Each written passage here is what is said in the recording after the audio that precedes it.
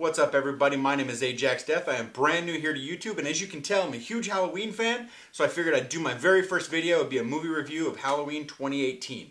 During the early days of production on this film, the writers and the director had a lot of interviews, much where they talked about what they wanted to do with the movie. They wanted to make Michael Myers human. They also wanted to change the narrative that Laurie Strode and Michael Myers were not related. They spent a lot of time in this movie trying to show us that all the killings that happened in 1978 were just random. Is it random that Michael Myers shows up at Tommy's school? Is it random that Michael Myers ends up at Laurie's school, watches her through the window? Is it random that Michael drives past Annie, Linda, and Laurie? Is it random? I think not. So what they did is they had Michael Myers walk through Haddonfield, going in and out of people's houses, just in. Like, he walks into this one lady's garage and she was getting something to make her sandwich from her fucking shed. What did she need in the shed? I don't know. Anyway. So Michael goes into her house, beats the shit out of her with a hammer, grabs a knife, and then continues on. He goes into the next house. He stops and he sees the lady. Oh, there's a fucking bitch in there. Let's go in there and see what we can do. So he walks in through the back, comes around, grabs her, stabs her, and then fucking leaves. When, in the original Halloween movie, did Michael show that that's the type of killer he was? If that was the case, that would have been a very fucking short movie. Because the first people he came in contact with was Tommy, Laurie, Annie, Linda. Dead. Fucking movie's over. So that's just part of the narrative that they were trying to push. I don't fault the screenwriters for wanting to change things up, but if it works, why are you trying to fuck with it? If it's not broke, don't fix it, right? I mean, shit, that's what we all say.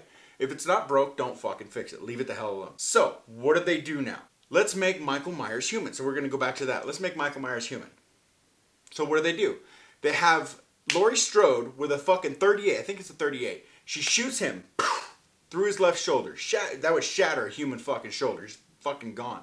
So he wouldn't have any use of his left arm. Then a few minutes later, you got the fucking sheriff and Sartain smack into fucking Michael Myers doing at least 40 miles an hour.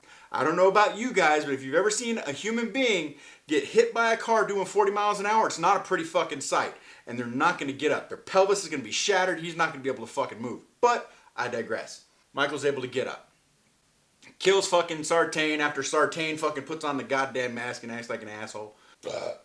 So then he ends up at Laurie's house where this big battle ensues. He breaks through the fucking window with a gimp arm that shouldn't work. She blows his fingers off. Then this whole cat and mouse happens. She's looking for him. He's hiding. He ends up in the mannequin room. All this other shit. House is on fire.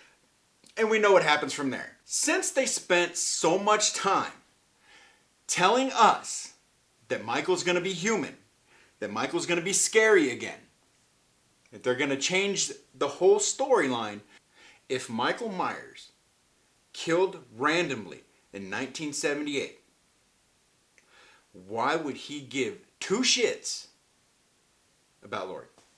Because she got away. That's just bad writing. So the narrative they're trying to push, the whole movie, is trying to get Michael Myers to talk. Holding up a mask. Does this do anything for you, Michael? Talk! Tell me. Did he talk to you? He talked to me. What did he say? Oh my God. They're too worried about what the fuck he's going to say. Who is he? Silent Bob? He's going to offer some sage-like fucking advice? No, I fucking doubt it. And then the other thing they were trying to push. Him being human. Michael Myers is human. All they did was show an old-ass man. How is that scary? How is showing an old-ass balding man with white hair, how is that scary? It really isn't. Every time it showed Michael Myers, my daughter was like, Daddy, why are they showing his face? I don't know. He's not scary anymore. I know this. I'm having to explain this to a 12-year-old. The other thing they do a lot of in this movie is stealing from the other movies. You know, the movies that they wanted to retcon? So you got the gas station thing from part 4. They used the name Elrod. They also had the lady making a sandwich. If you're gonna retcon something, retcon it. Don't steal the ideas from shit that you don't want to use. Just makes no sense. So, what did I like about this movie? Not much. I really like the soundtrack. I think John Carpenter and his son did a great job at bringing that soundtrack together. Just making it feel fucking whole, man. It just sounded really good. And it flowed. It made the movie flow a lot better than the movie would have had that music not been as good. The second thing that I liked, I did like the look of the mask, but only at times. I didn't like it when they showed it in the daytime. I didn't like it when they showed it up close. From far away, it looked great. From mid-range, it looked great. Up close, not so much. Much like the trick-or-treat version, not a big fan of it. Now, for what I disliked. I think I covered that. Everything else. Wasn't a big fan of how the movie flowed. I wasn't a big fan that they tried to change the storyline. I went into this wanting to like it, not wanting to hate it. I really wanted to like this movie going in. And being that I've been a huge Halloween fan since I was 8 years old, I really wanted this to work. For me, it missed the mark. For a lot of other people, they love it, and that's fine. You're entitled to love what you want to love. My word isn't gospel. Definitely not. My word is my fucking opinion, and that's all it is.